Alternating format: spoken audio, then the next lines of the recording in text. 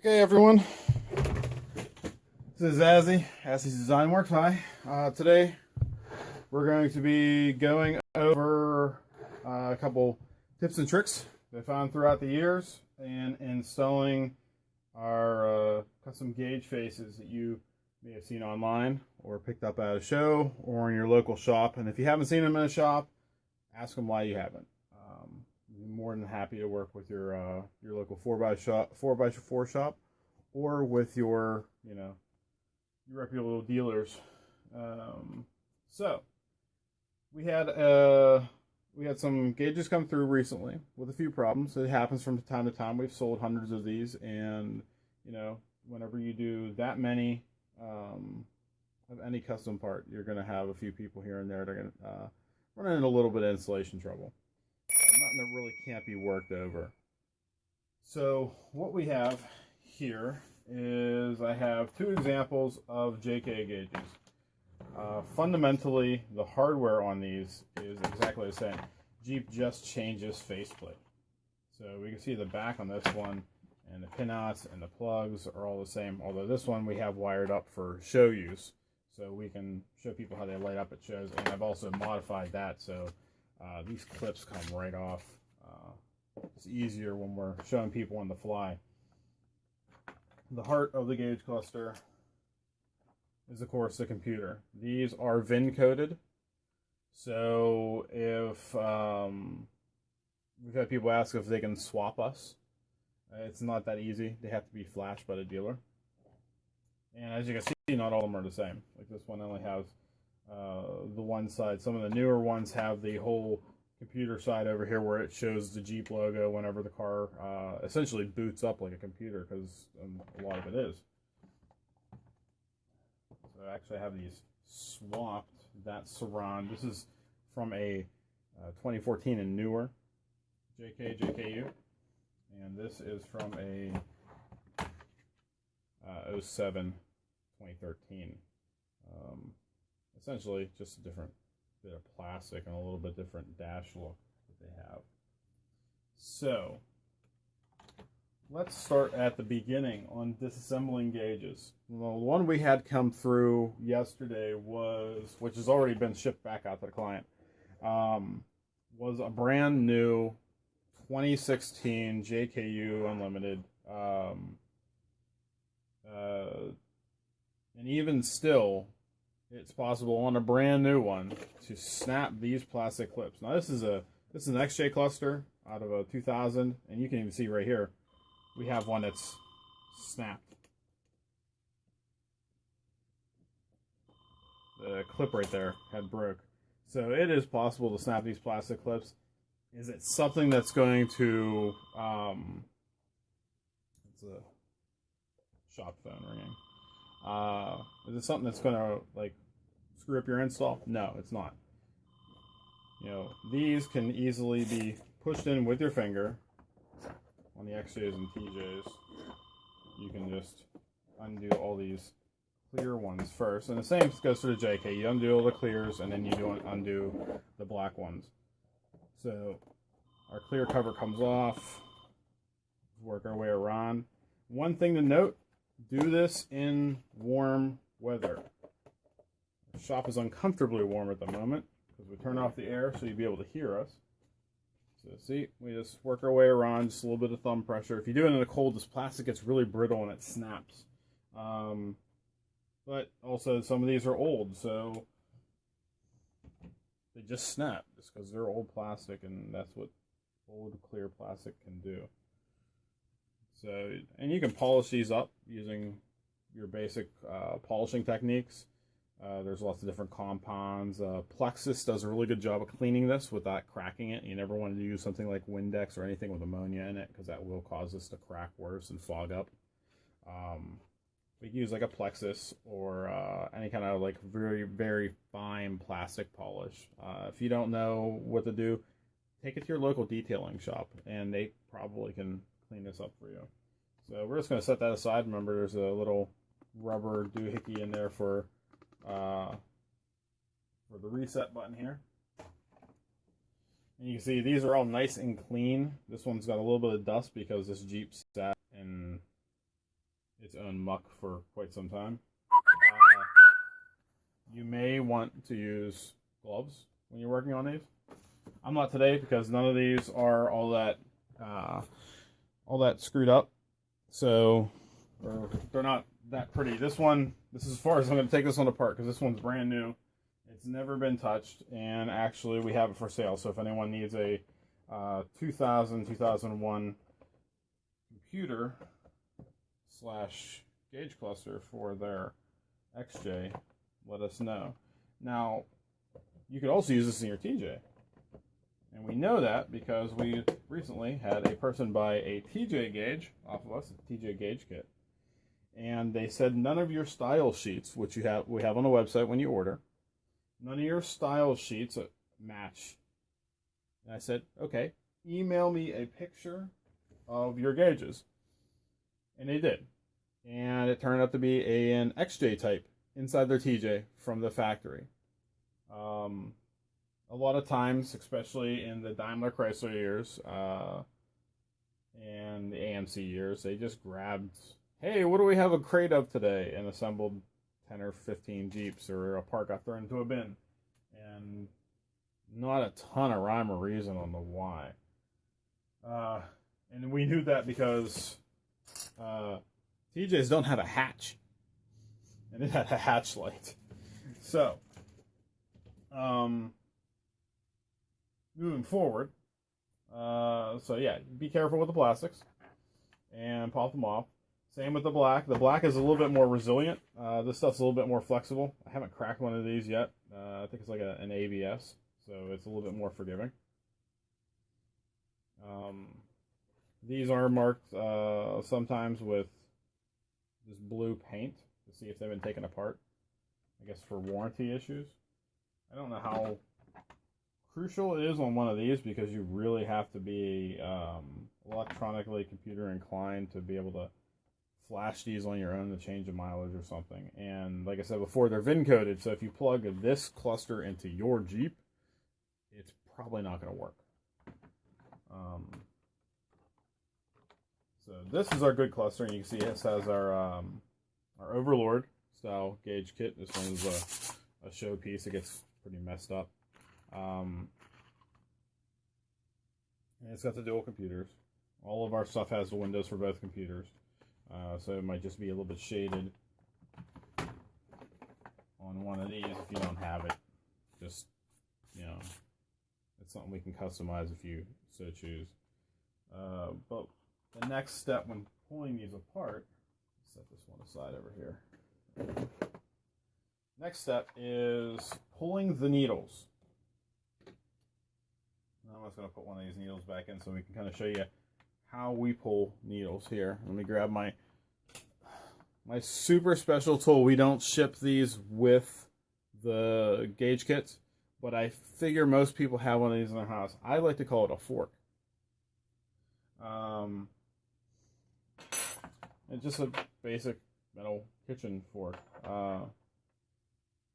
So we have our needle, and this is something you don't want to do, but these gauges have been beat up by so many kids coming to the booth and doing this all day long that it doesn't matter.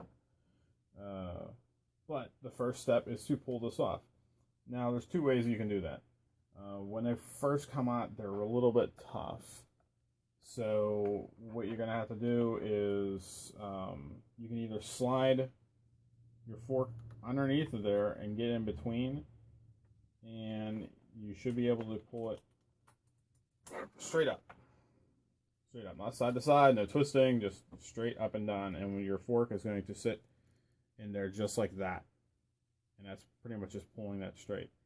Our next option is use your fingers. So if I put this back in here,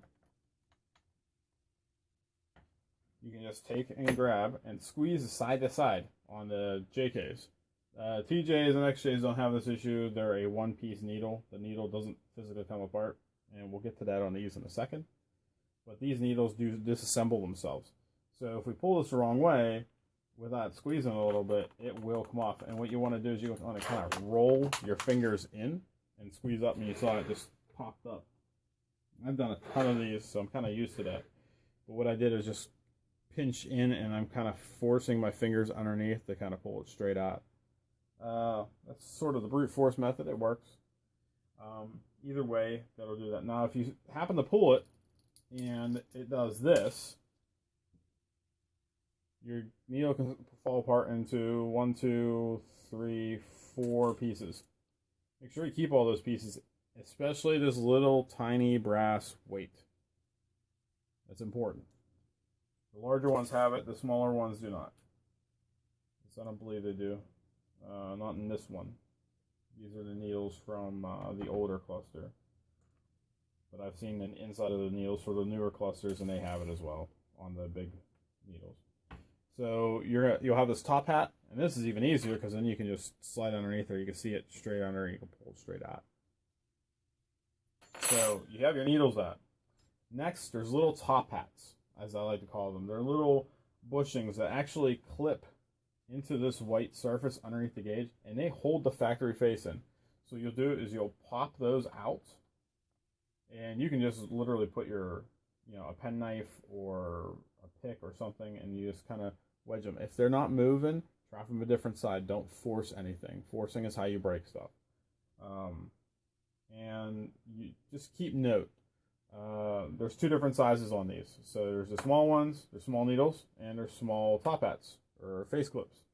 There's big ones and big needles, and they only fit into either hole. So this one and this one can interchange. This one can interchange, but you can't cram one of these into here. If you do, it will hang up, and if you put a small one into here, it'll float around and hang up, and then your needles will act all erratically, and then you'll call me and say, "Hey, I broke my gauge just putting in your face kit," which happens. And if you do have that problem, call us up. Our phone number is right on the website. That's my contact info. You can email me, call me, whatever, and we'll see how we can get you sorted out. We've heard a lot of it, and it's very rare that we can't fix something that has happened. So we've got the clips on, we've got our needles on. The next step is to take the factory gauge. It'll just literally fall out just like this, and do what you want with it. Hang it on a wall, toss it, whatever. That gets us down to bare bones. Next is to reverse, and we're going to put in whatever. Let's put in our Muddy Girl. This is our Moonshine Camo, licensed Moonshine Camo face kit, type A. This one's also beat up a little bit. It's used at a lot of shows. Hold on, I got a question here. Someone texted me, why don't I have the clips? The reason I don't have the clips is because I've had these things apart so many times that I've lost them. So don't lose them. We've done a ton of test fitting photo shoots, so they come in and out, and just like any small pieces that you're using a lot, it's possible to lose them. Can you buy them aftermarket? I have no idea. I know you can buy needles for some vehicles. I haven't looked into it too far, like custom needles from different places. You definitely have to be careful because you don't want too heavy of a needle. Some people say, "Oh, I'm going to paint mine over." It's actually not as simple as just painting over it, and you can actually, if you use too thick of a paint, if you're going to do any coloring, use a Sharpie. But if not, you can use as thin of a paint as possible, because these are balanced on here, and that motor knows its weight and how much torque it's putting on, and that's how it knows where to go. So it could be off if you sit there and just like goop this thing up with like Plasti Dip or something. So top tip, don't Plasti Dip your gauges unless you're doing this around. So we talked about, we just put our face on there. Let's talk about our needles a little bit for our JKs. Okay, the needles actually have the physical needle itself. There's a little shroud that goes over that needle tip, and that clips over, and actually the tip of it, the tip of it here is tucked into the end. If you don't get that and you reassemble everything, it's not the end of the world. It's not going to hurt anything. It's just a tiny little aesthetic. So if your OCD is high, like mine can be, you might want to do that. And so that's just going to snap in there and that's going to sit inside. This whole little part here goes and slides into the needle cover here, and it goes face down. Now it's going to kind of float in there, and it's going to kind of sit because this little lip here wants to climb in, and these want to fit in here, but there's the posts to hold this in. These little plastic posts here are inside this top hat. So that's where we really need to think about where it's going. And then you also have these little brass, I think, weights, or brass colored at least, and they fit into the back of here. And what we're going to do is we're going to let it ride and glide down in there, and there's little pins in the back to hold it. So now this thing is perfectly balanced. The other thing to note is that there's a little bit of plastic right here on the needle, which is light gathering. Now, the one that came in that had some issues, simple, easy mistake to happen is this part was put back together with this backwards. So there's this little window on here that actually lets the light from below light up the needles. And it has to go in one way. If you put it in backwards, it can actually push this ring of plastic here, this top ring of plastic above the window, it can push that out, and it'll hang up on that top hat clip that sits below here. And really, that is not something you want to happen, because you'll never get the gauges set right. They're going to hang up, they're going to jerk around. They may, the computer may sit there and send too much voltage to it, and it'll zip around. At least it's how my understanding of these things work from my observations on fixing them and playing with them so many times. So they just have little clips on the side, which is why we say squeeze these sides together when you pull them out, so you pull them out at once. Because if you don't, and you just pull up on the edge, they will just pop apart like that. But yeah, you can put that back together beforehand. Now, I find it handy to have, you put your top hats back in. That would be the next step. So that's all back in. Our needles are put back together. Let's see, do we have another one here with a shaft? I've pulled them apart so many times. And some of your needles may look like this, where it doesn't have that black shroud. It just looks like that. Just depends on the year, model package, trim level, etc., etc. What Jeep was feeling that day, who drank what the night before. So we're only going to have one needle here to show you, and hopefully this gauge still works well after plugging it together so many times. I've got a bench power supply over here. I've got it set to 14, this one particularly 14.3 volts and 0.21 amps. I don't know if that's the exact spec from Jeep. I think these draw about like 1 amp when completely powered up. We'll see here in a moment. Move that out of the way. If you're a mechanic and you have access to all data, these clusters, the pinouts are available, and we're going to actually take some of that data and draw it up in our own format, so we can show you, if you want to bench test these, how you can at least power it up, get all the lights to work, get the test function to work. As you can see, I just have a couple wires soldered to this one since it always lives on a bench. It's never going back in a Jeep. The Jeep it came from flipped several times and was quite a mess.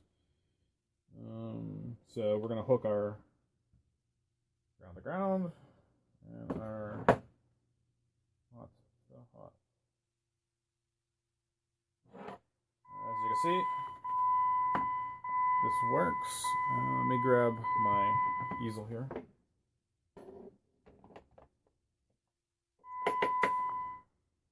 And this is what a set of these gauges looks like, all lit up without any faces on them. You can see my check engine light is on. because the engine is somewhere in the Midwest, and I'm not. My tires are low because they don't exist, and everything else is wrong with the vehicle. The lights on the background here, people ask about, can you change the color of the lights? As you can see, these lights are all predetermined by the color they are here. So can we change them a little bit? Within reason. If you're really, really adventurous, you can find someone who's good with circuit boards, and you can desolder these LEDs from the main board. It's just a few clips on the back of here. Clip here, one here, and one here, and then two on the sides, one on the top, that pop this entire thing off, and that circuit board comes out as one piece. There's no wires or anything, it's all just one big chunk in there. And you can pull it out, and you can pull those lights off, and you can change them with whatever color. It's going to be expensive, unless you're skilled to do it yourself, and you can get some surface mount LEDs, go for it. They're typical, I believe, 3 volts. We've powered them up with before. Don't try, whenever you're testing, to apply the voltage directly to ground and then to the LED. You can burn out a cluster. We know because we've done it in our early testing when we were first making the JK gauges and trying to figure out how to light everything up before we had an all data account. Which, thanks to Dave Gibbs of Gibbs Automotive in Dormont, Pennsylvania. If you need anything off-road for Jeep, Land Cruiser, Toyota trucks, he knows it. He's really good with that stuff. Hot rods, you name it, the guy can work on it. He's who we take our vehicles to. But that said, so we got this all lit up. We're going to drop our gauge onto it. And we can pretend that we have our top hats in there. We can also say, hey, this is just like it's in the Jeep. If you do this in the Jeep, make sure you pull this whole cluster out first. So the whole thing comes out. Take out the 4 screws in the corners, pop the whole thing out, take everything apart, and then put just the back, the white backing part, back into the Jeep. The reason why I say that is because you can take the plastic cover for this, which we actually gave ours. We traded off one of my demo ones to a gentleman, a local off-roader who bought our first Don't Tread on Me gauges. He actually pulled it off and cracked it in the center. So it was a valuable learning experience for us, and we thought that we can trade them since we weren't using that cover. But I'm out of covers now, so if anyone else wants to trade, I'm not getting them. And that part from Jeep is around $230. So if you pull and it sticks on that center clip down here, it's going to crack straight up the center, and that's not going to look very good. So we put the white part back in, we can turn our Jeep on, and we can see everything lit up. And the Jeep may complain. I'm not sure, this isn't in a Jeep, but the same thing happens whenever if you turn your key to run and you hold this button down. So we're going to turn our power supply off. I'm going to hold this button down. This will go into test mode. So all of our lights light up. You can see our turn signals are now lit up. Our high beam is lit up. Our fog lights lit up. Our batteries lit up. Everything is all lit up. And on the ones of the computer on this side, it will show the system firmware and everything, which is kind of cool if that's something that interests you. And the other thing that will happen is all your gauge needles will sweep and do their thing. So this is powered up, and I'm going to put my Speedo in. Now, remember, I don't have top hats on here, so hopefully this won't drag at all. Now, one thing to note is I'm not pushing these all the way in. I'm not just like brute force smashing them in there. I'm going to try to fit them in. They're going to float a little bit, so they're going to stick a little bit out. So push them in so they look appropriately in depth there. And it's going to be hard because they want to stick. So I'm going to put this one to 0. And it's not too far in. Pull back out a tiny bit. Now, the less you do this, the better, because especially with age, some of these gauges get a little bit finicky, and you can break them. TJs and XJs especially, you run into your problems with the actual motors are just starting to degrade. It's been, in some cases, 18 years. But okay, so we have this one in, and let's see if our motor actually works. And we can tell if it's set right. We're going to turn our power off again. Turn it back on. And it's going to do its little goofy dance there. And no, this one is completely off. Because it's supposed to swing all the way to 115 and then go backwards. And you can see here, this one is way off. Let's see if we can actually get this some semblance. You see, I kind of moved it there. Now, whenever this tracks, it's got like these notches in the stepper motors. And they go in different places. So if you've turned it while you're pulling them out, that can happen. And yeah, these things have been turned and twisted. I just did it a little bit ago. But it looks like I set it back to the right spot. So what I'm going to do now is I would do this with all my gauges. I get them powered up so the needle wants to sit at 0 or wherever it's sitting inside your Jeep. If your Jeep is hot, when you do this, it may want to sit somewhere in here. And of course where your fuel is. So we're going to turn it off again. I'm going to hold my odometer reset in. Turn this back on. Whoa! It's jumping all over the place. So in test mode, when these are moving, yeah, this is pulling about 6 amps, or 0.6 amps, I should say. It's just under 1 amp. And it didn't go into test mode, because I wasn't pressing the button correctly.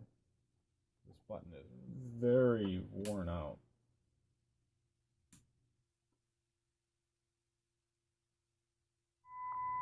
There we go. Now it's going to go back in about 20-25 mile an hour increments. It's going to scoot itself back, and it should end at 0.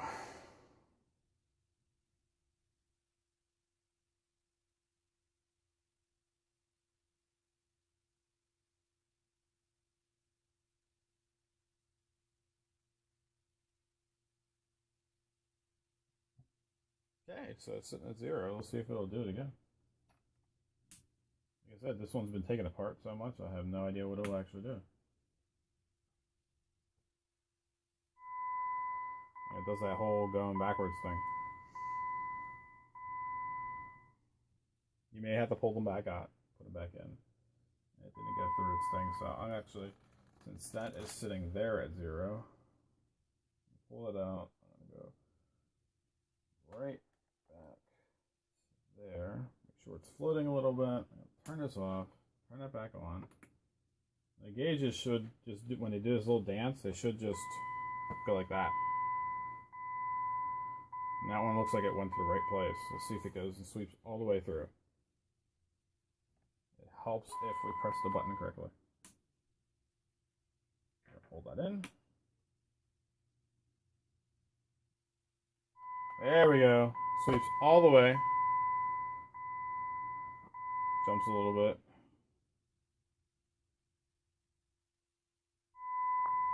Usually if it's doing that jumping thing, something's hung up. It's caught somewhere. This one, like I said, this floating in and out is not helping. Yeah. It got caught up and it missed steps.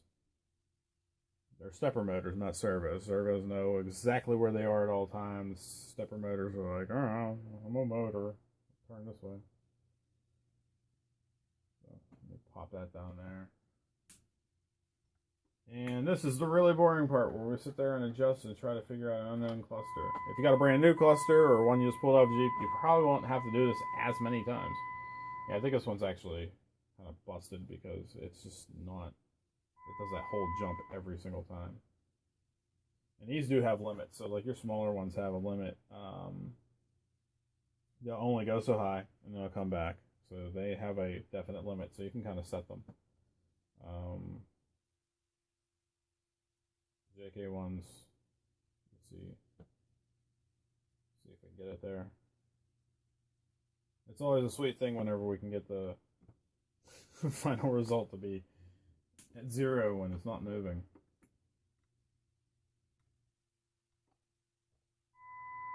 Okay.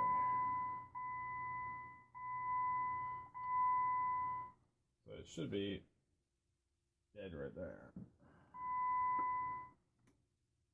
And those of you watching, put this test mode again. I'm going to check the back of my phone here. Put the tripod. Hey. Yeah, thanks for that, Shane. Sean? Shane? Sean! Hey, thanks. But those of you watching, yeah, thanks for sticking with us. Really, I'd like to help people be able to customize their Jeeps. And this is one of the things that always disappointed me whenever I see these, $250,000 vehicles sitting at a Jeep show. A lot of the manufacturers go out of their way, even Jeep, go out of their way to do some really awesome custom work. You hop in it and it looks like a stock Jeep. It may have special seats, it may have an awesome stereo system, but you did all that work and you got this plain Or you went out and bought one of those weird looking aluminum things that fit over top of it. Please don't tell me any of you bought those Indiglo Chinese things behind these. I actually have one. They look horrible because they are cut out everywhere for the brake light and the check engine light and all that stuff because they don't tap into that. They just kind of fit behind there. They look disgusting, and they have this high-pitched whine from the little inverter box that comes with them. So if you really like cheap Chinese junk, feel free to look at those, but maybe biased, but our gauges are 100% American made. So that whole face back there is made starting right next to us on our laser here, and it moves over to our UV flatbed printer back there. And we even source American made plastic, which is not easy to do in this day and age where a ton of stuff is not made here. So from our gauges to our shift linkages, we try to make everything made here in the United States. So, all right, we got everything together. We got it back in there. Simple reverse. You can put these back on with the needles in and go to it. So that's really it for JK troubleshooting. Now if we want to do XJ troubleshooting, turn this one off and set this aside. Yeah, I know we didn't get that one done. I'm not going to sit here and have you guys watch through it. Just like I said, this is really beat up. I could power that one up, but we haven't powered that one up, and we haven't played with the needles a lot, specifically because we are saving it. Just in case this one fries itself out, we don't want to have two of them kind of messed up. So the needle's just off of that one, and that one's really our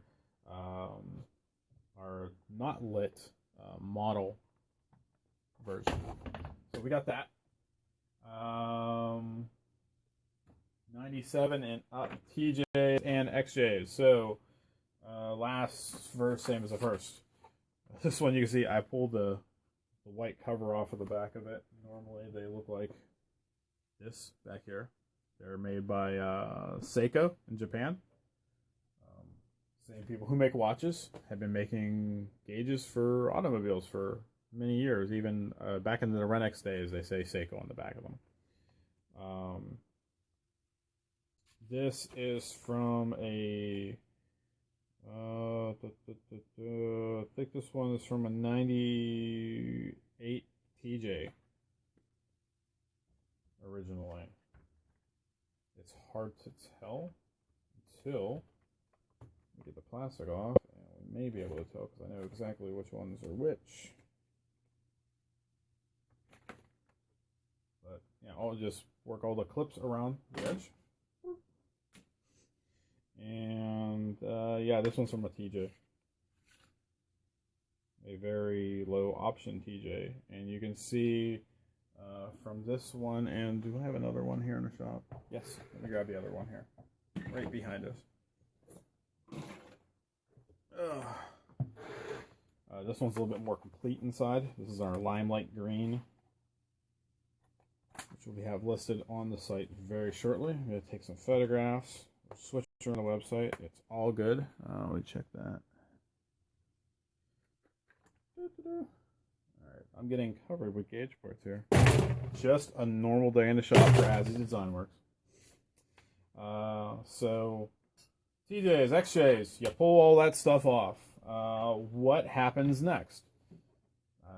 Once again, warm outside. You don't, or warm in the shop. You don't want to try to snap off all these. These are even more brittle because they're old. So we don't want to do anything crazy in cold weather because they'll snap, especially the plastic that goes around. Needles get pulled up the same way. The only difference is these ones don't come apart like the newer needles. Could you use the newer needles on them? Not sure. Not sure if you could or not. Certainly they would fit.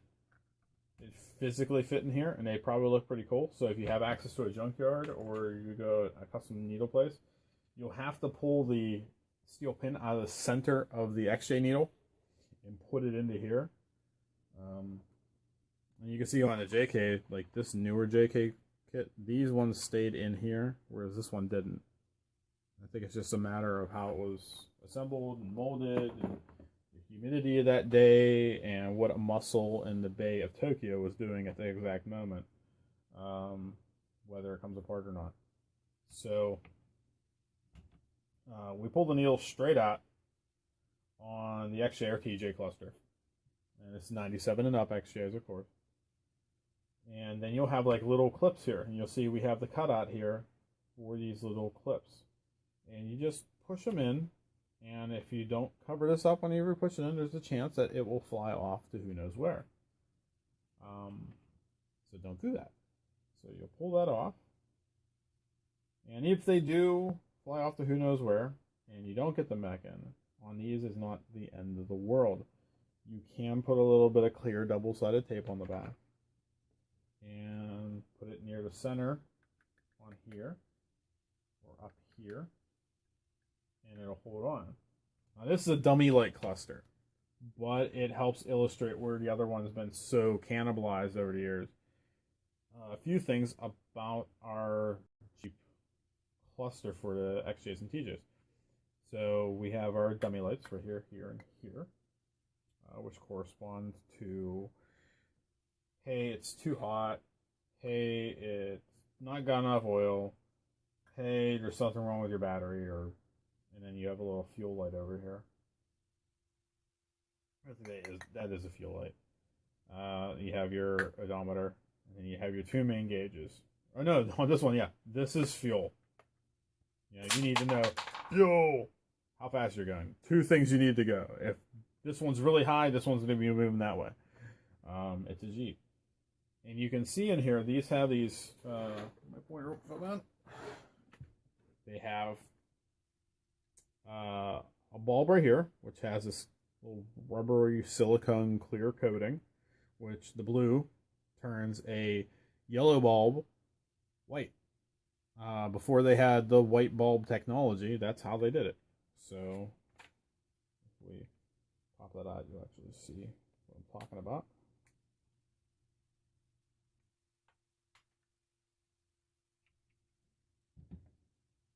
So this is just a little rubbery coating. You can peel this off and put it on the next one. And that doesn't give you your blue lights inside of the back of your cluster. That's actually printed into the back of the stock gauge face. So even if you put different LED bulbs in, which don't put LEDs in these are super cheap. You can buy a bag of 20 of them from Rock Auto for $5. LEDs don't do anything for you in a Jeep. You're not saving a ton of electricity. Now, they're great for your dome light, because if you leave your dome light on all night, you come out in the morning with one of these, there's a chance your battery's going to be dead. If you do it with LEDs, it's no big deal. Anyhow, and these, you're going to have to replace them a bunch of times, because LEDs don't like hot, and they don't like low voltage, and That's what lives in here. So, until TJs later in their life change to LEDs in the background, and you can know you have that because these plugs will be up and down. Sure. No, let's go leave that out. Alright, so we have this thing we call a light pipe. It's molded into the plastic surround back here. So these gauges light up from here, here, and here. That's it. That's all that lights up the background on these. Now the other ones is the same way. They have this light pipe that leads to the other pieces. Now these ones have, since they have the motors here for your other gauges, they have another light down here. But that's it. That's all the background light you have. LEDs project forward, incandescents project to the side. And this, you need it to project as wide as possible because it has to hit that light pipe there and just do ambient light. And what a light pipe does is it goes and it carries light a little bit until it hits a protrusion, and then that light kind of like bounces around in here and scatters forward. So it can lead whenever you have these things installed. And I don't have my wiring harness. I actually have a dash harness for these to hook up to the power supply. And it's in the other shop.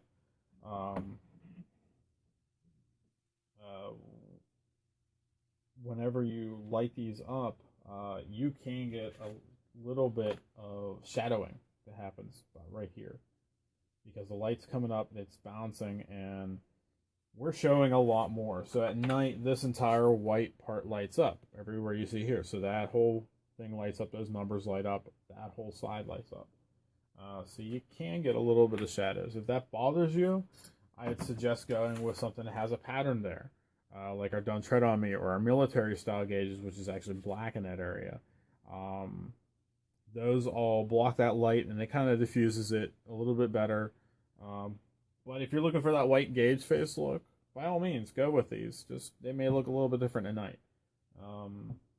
If anyone out there has a solution, because we've tried placing LEDs all through the bottom of here, we tried doing a ton of things, and we haven't found a really good solution to do that. Got a message here. Oh. So someone asked about electroluminescent EL Indiglo. There is one manufacturer in the United States who makes EL lighting, and we're in talks with them to do stuff. The only problem is it's going to make for really, really expensive gauge set. So currently these are anywhere from $70 to $90, or customizations, they can go up from there. That's something you talk with us on cost. Like if you say, hey, I want you to build me a something just like RealHawk with all that extra stuff bouncing off of it, it's going to be a little bit more than $70, but we assured it was going to look awesome. But yeah, electroluminescent, not happening right now. But hey, if someone out there wants us to do it and you're willing to pay for it, we'll be happy to sort it out and work with those manufacturers and bring you a really cool looking solution. The next thing on troubleshooting with TJ gauges. So your gauge needles go back in. They go back in wherever you have it at idle. So we tell you, have the car running hot or normal operating temperature. Take a picture of your cluster before you take everything apart. Snap that picture. Go back in the house. Take everything back apart. Just like before, you're going to put this back piece into the gauge or into the dash, which on a TJ is going to be a little bit wonky because you're going to have bits of dash sticking up and everywhere. But it's possible. I've done it a bunch of times. And you're going to stick it back in there. And you're going to take one of our gauge faces and you're going to put it in here. Make sure your button's not falling out. Mine has. You gotta stick it back in there. You're going to put your little clip. So you have 4 little tiny ones for your little gauges. And you have 2 big ones for your big ones. And they just snap back in there. So make sure they snap back in there. There's 2 little needle stops that go in here. Now, if the needle stops, you pull them out of your stock gauge, which you can kind of see in here. It's what the needle rests on for the 2 larger ones. If you pull them out and they're not fitting in, we try to make sure those holes fit every version of them, you can put a little bit of silicone or super glue on the back of this. Just a tiny, tiny little drop. So you put them in and you do a little dab of glue. You don't want anything alcohol-based because alcohol will eat through the ink that we use. And anything else that can be caustic to plastic or melt it is just going to like melt everything. Our gauges are printed on, like I said before, they're plastic. They're not paper or not anything goofy like that. Similar process to how the manufacturers make them for Jeep and for Chrysler or anything. You put those back in, turn the car back on, let it idle up to temp.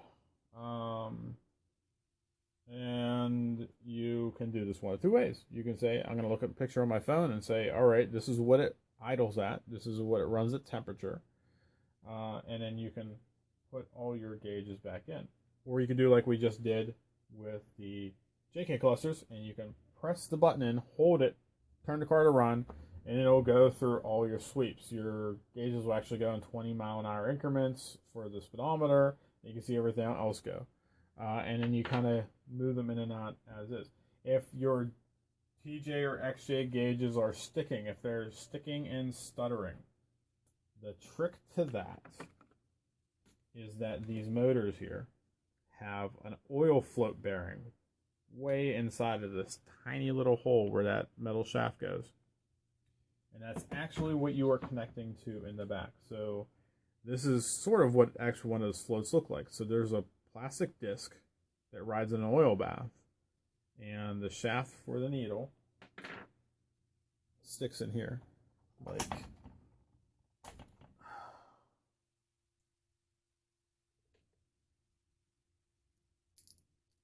so. So if we can imagine there's a motor in between there, or servo motors in between there, that's kind of what it looks like inside of an XJ or TJ using a JK needle.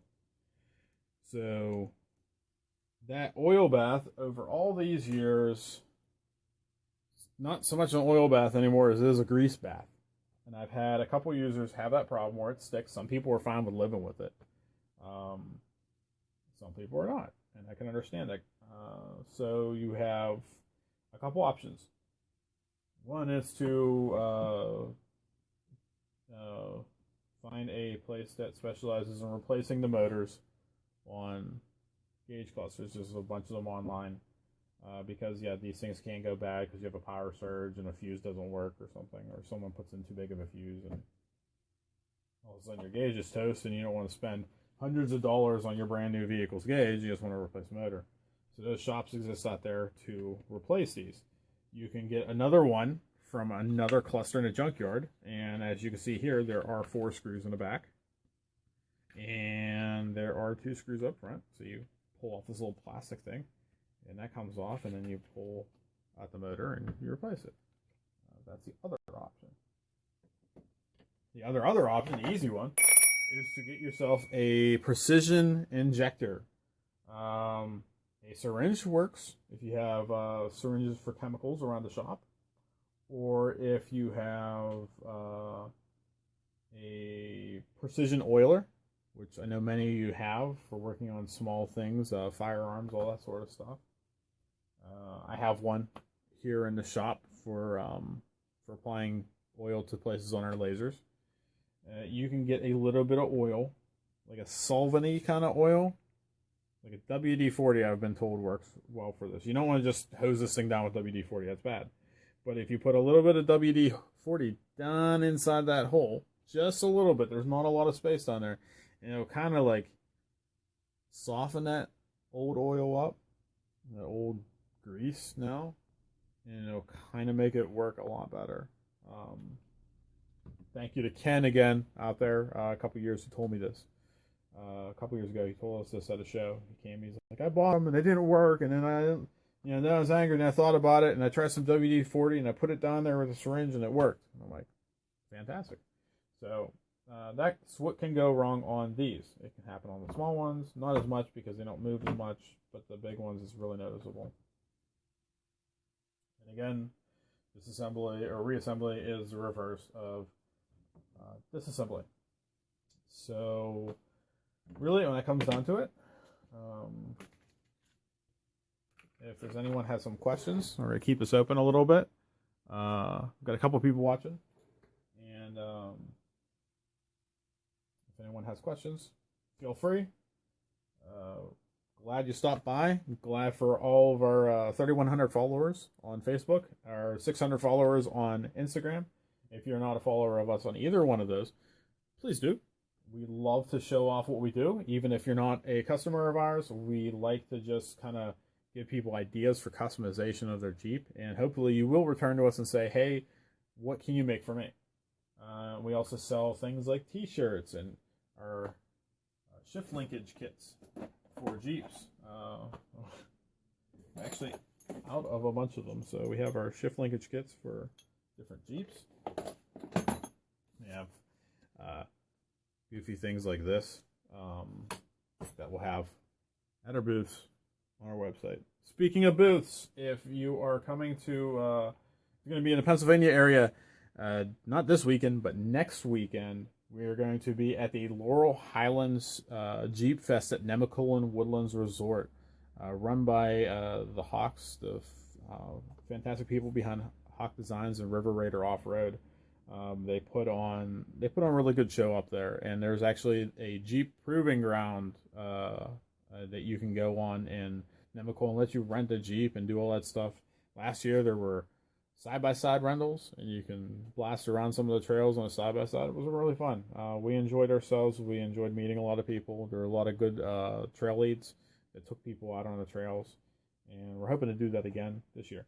One other thing that we forgot to mention. So if you got an XJ or TJ, and this is your AC panel. I know some of you guys have a slider on your TJ. We make those. I just don't have one made up for demonstration. But same principle applies. So this is inside the Jeep. It's sitting down in the dash down there. How do you put this face on? Because ours don't come supplied with any sort of adhesive. You see, this one's actually from Real Hawk. These pop off like that. I mean, there's nothing holding them on. That's the easy part. The next part is this here is glued. It comes off easier when it's warm, but it is glued with one of 3M's toughest glues. Ugh. The factory glue is what I'm pulling against right now with this aftermarket piece on here. This will come off. It's crazy, but that glue is still good after all these years. It's called a low surface tension adhesive. It's very tough stuff. That is the source of new car smell. Nice little trivia for those out there who are interested in that sort of thing. That, you know, whenever your car is outgassing all that fumes when it's new, that's new car smell. It's not something that's good. It's actually chemicals wafting in the air. But literally, yeah, peel the factory one off, throw it away, and gently take and put ours on straight, and then smooth it down and put your knobs back on. And that's it. Same with the slider. You can still use the glue on the back of the slider, and you can stick it back on. If it doesn't, go to the craft store. Get yourself some double-sided tape. Clear double-sided tape. 3M, Scotch Cal. They all work just fine. And stick it on there. The base is underneath the XJ. There's a little part down here that has your switches and your cigarette lighter adapters. There's tape on the back of the one we supply. Just peel it off, stick it on. If you have trouble sticking it on because you've armor-rolled the hell out of your dash, shame on you for using armor-roll in your dash. But you can take and you can either clean it up, or you can pull that piece out, use some spray adhesive on the back of it, tape everything off. You don't want to get gunked up like your switches. And you can put ours on top of the glue. Haven't had anyone have that problem yet, but it's a possibility because they're old vehicles. These Jeeps, some of them they're getting up there. But hey, everyone, thanks for watching. Again, I'm Brian from Azzy's Design Works. So if you happen to see us at a show, stop by, say hello. We'd love to meet everyone, hear about the customizations you've done, hear about how you use our products, or just stop by to BS about pretty much anything that has engines or wheels. Info@azzysdesignworks.com, and also teamadw.com is where you can find information and our products. So thanks for watching. Have a great weekend, guys. Wheel safe. Have fun.